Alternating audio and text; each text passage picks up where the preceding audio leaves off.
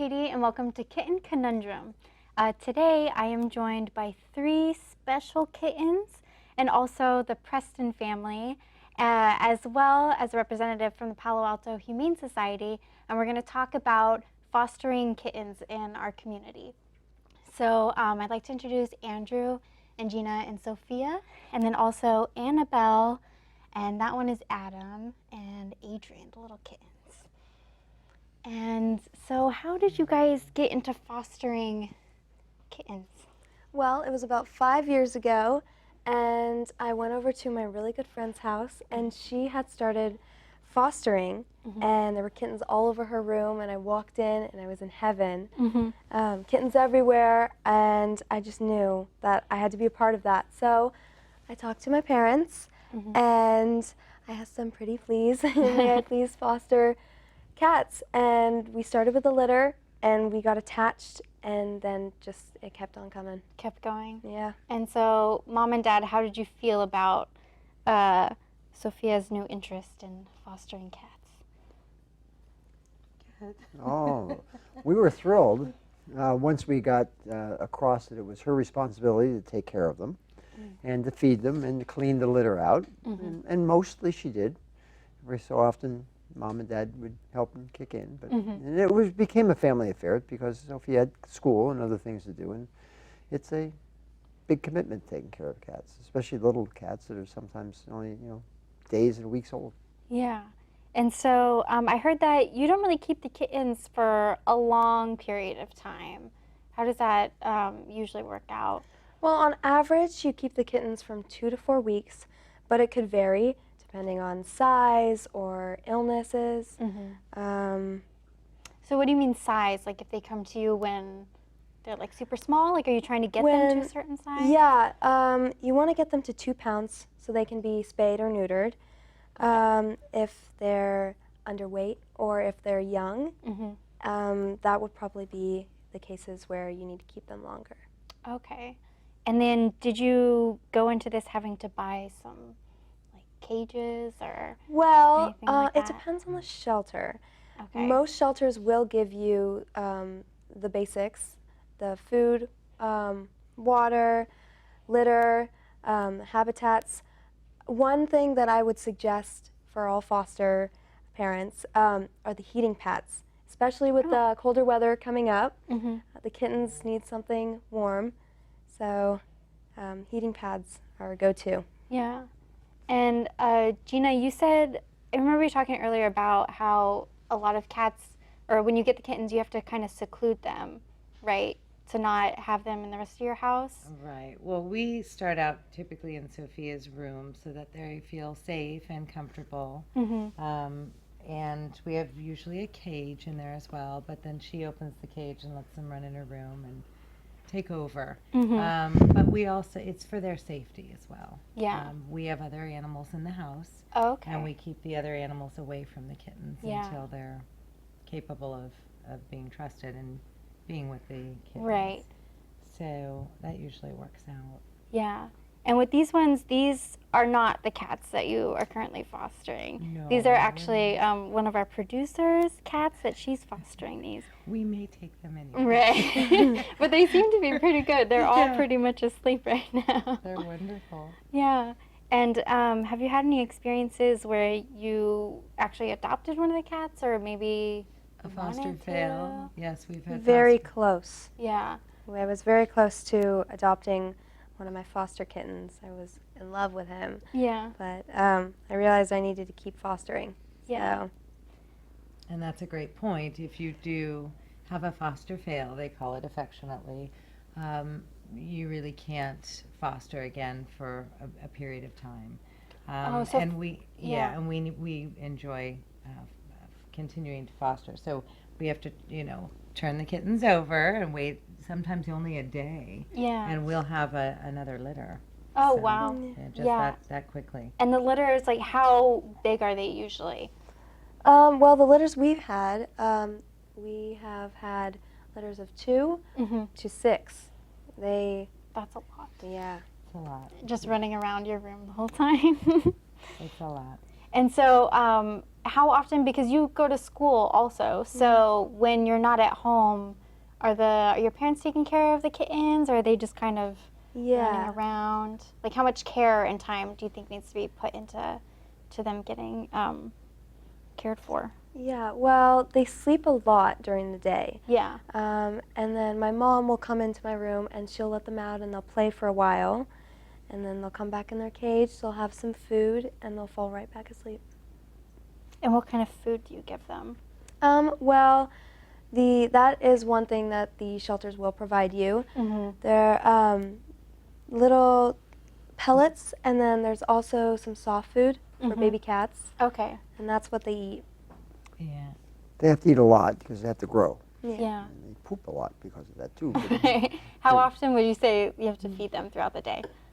Constantly. Just constant, like a newborn baby, just Yeah, it's pretty much the same. going Pretty and much going. constantly. They need to have dry food. Well, it depends, if there's an illness or Yeah. it depends on the kitten. But typically you leave the dry food out and then give them the wet food at least 3 or 4 times a day. Okay. So, yes, they eat a lot. Growing babies. And so how many other pets do you have in your house, and how do you think that do they get along with the foster kittens? Yeah, we have 2 dogs and a cat. Okay. And the little dog, we have a little dog, and she's about the same size as the cats. So they Okay. don't really work. But my big dog, she loves cats, and she's great with them. So that is the animal that we always introduce with the kittens Yeah. so that they can become more socialized Yeah. with other animals. And the kittens love Daisy. You're forgetting about Daisy. Right. We do have a hamster. Uh-huh. I forgot to mention her. And the hamster she loves the cats too. She'll Yeah. just sit and she'll watch them. They'll watch her. Yeah. That's cute. They're Lunch. practicing. Yeah. They're looking to eat little Daisy, probably, in the future. Hopefully not. Hopefully not. And Well, what's great- Daisy stares them down. It's actually quite fun. It is funny. And what's great is Sophia will bring a lot of friends over, so we work really hard to run the vacuum during the day and things like that, so that Yeah. our kittens are really comfortable when they go to their new They home. understand everything. okay. Not scared. And we do have some pictures that you brought in from past foster cats, so maybe we can enjoy those.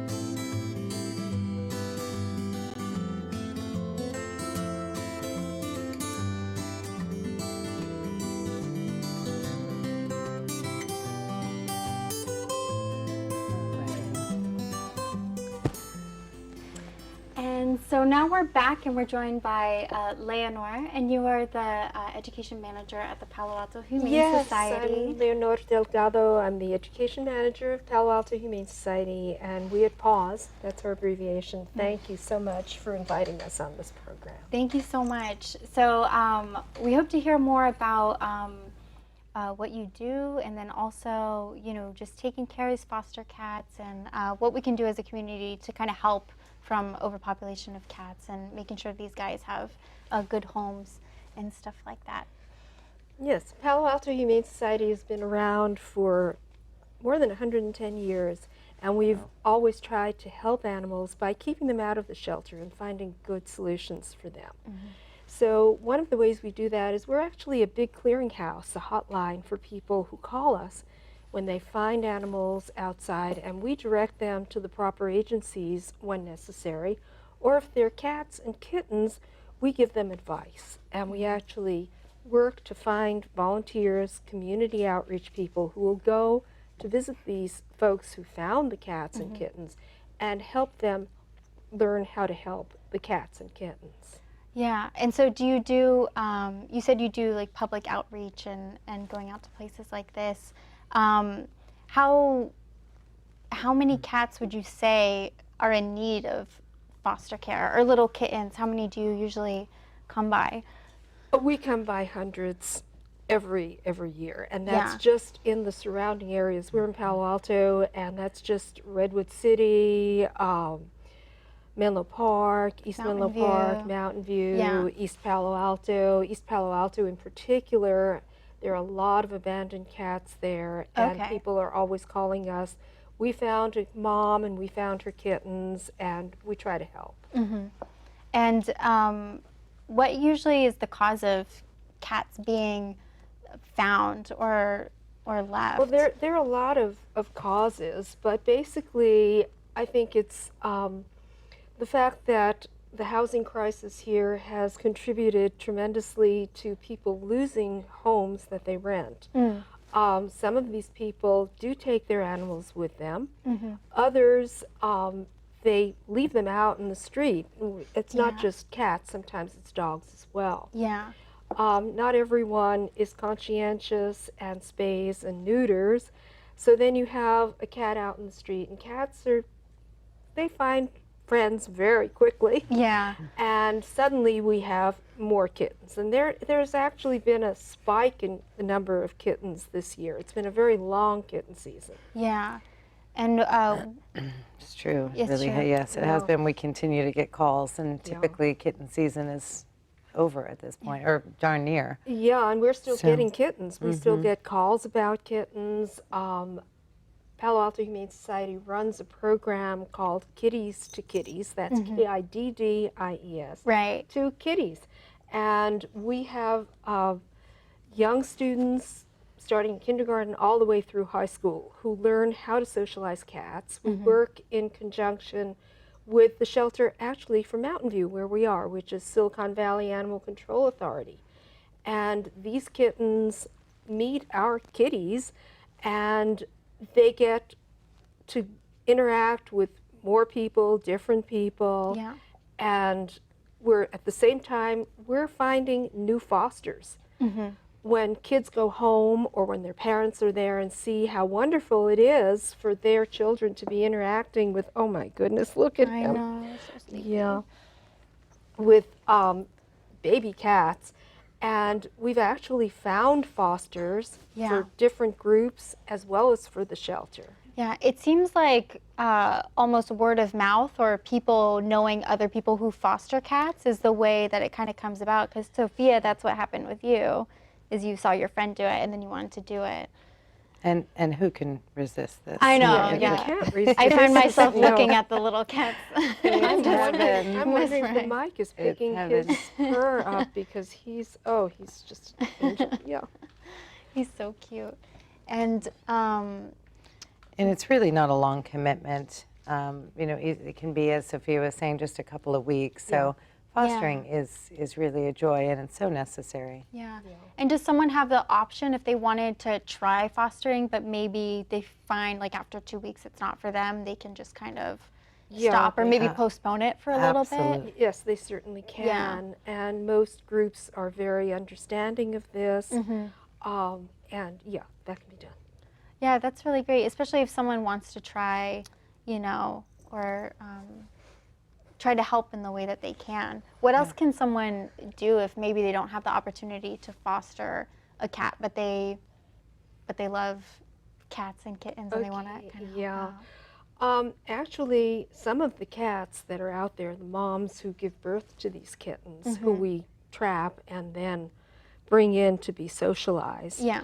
the moms are feral. They're the offspring of originally abandoned cats.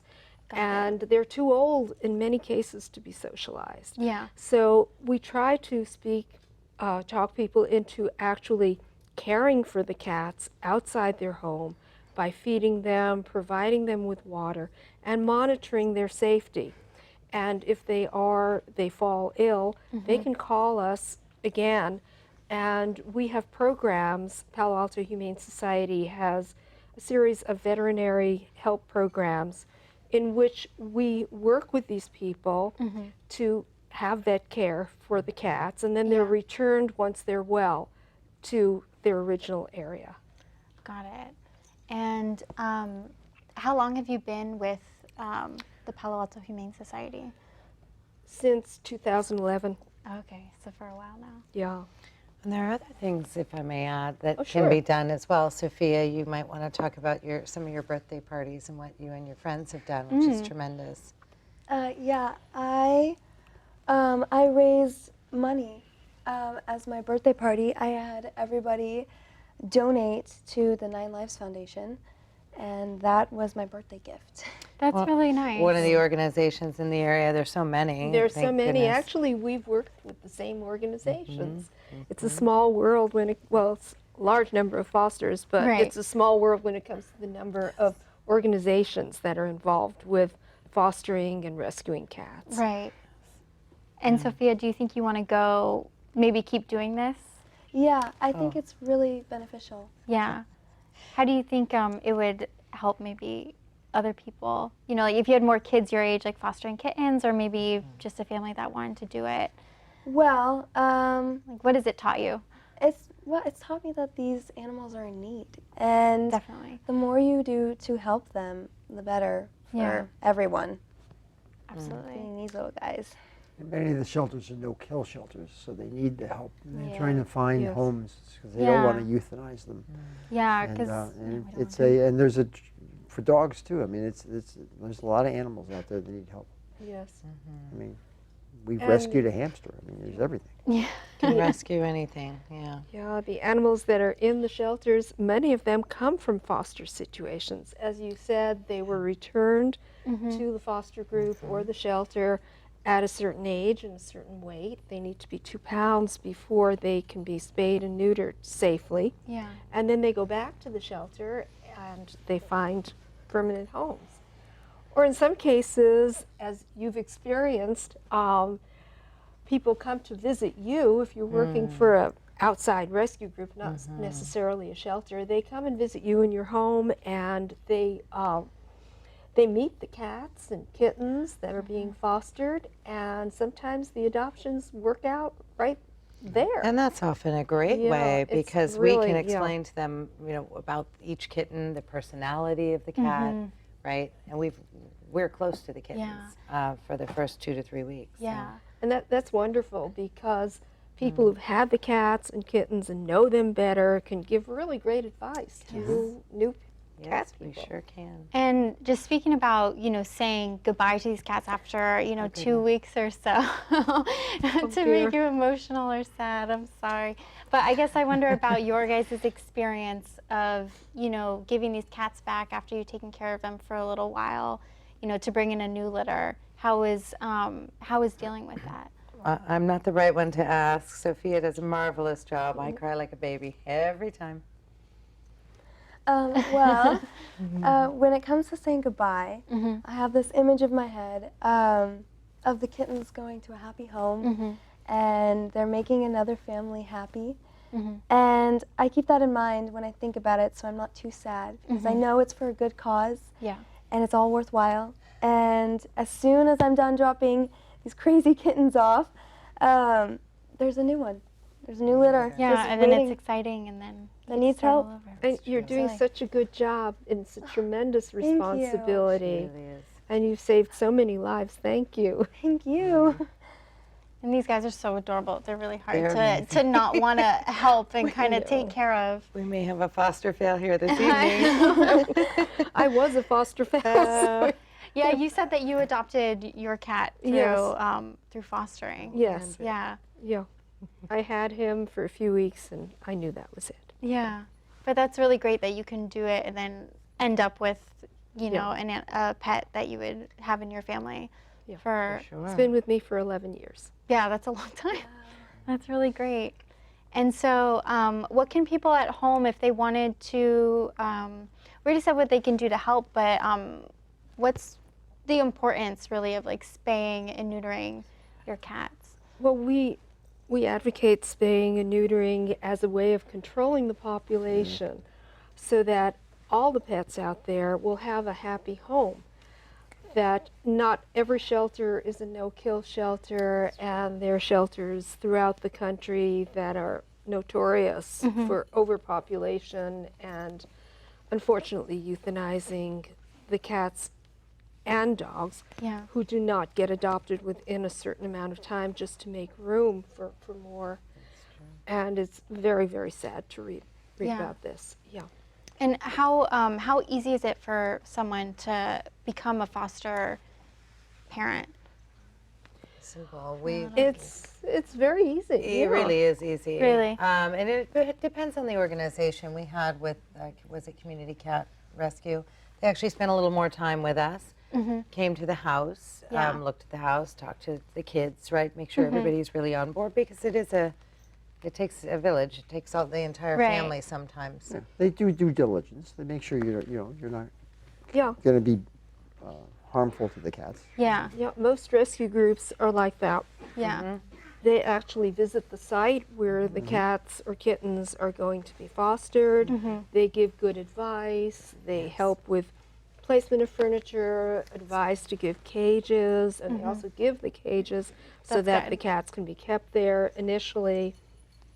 They recommend food. They're on call all the time for advice, for emergencies. Most of these organizations pay for veterinary care, and and we also help some organizations with veterinary care through our veterinary programs. Yeah. So that's another way is to make donations. All of these shelters and organizations are in desperate need of donations. Yeah. This adds up. Yeah. To be able to feed and take To care be of able the to cats feed and and make sure they're veterinary taken care of Yep. in a foster family. Yep. Would you say it's pretty difficult to start out as a foster? Not Care? at all. Mostly you just need love. Yeah. Time and love. And that's easy for most people. Yeah. Look. I know, yeah. can you It not seems love pretty them? easy on camera I'm right so now. sorry, I woke you up. It's very easy. It's just taking care of them.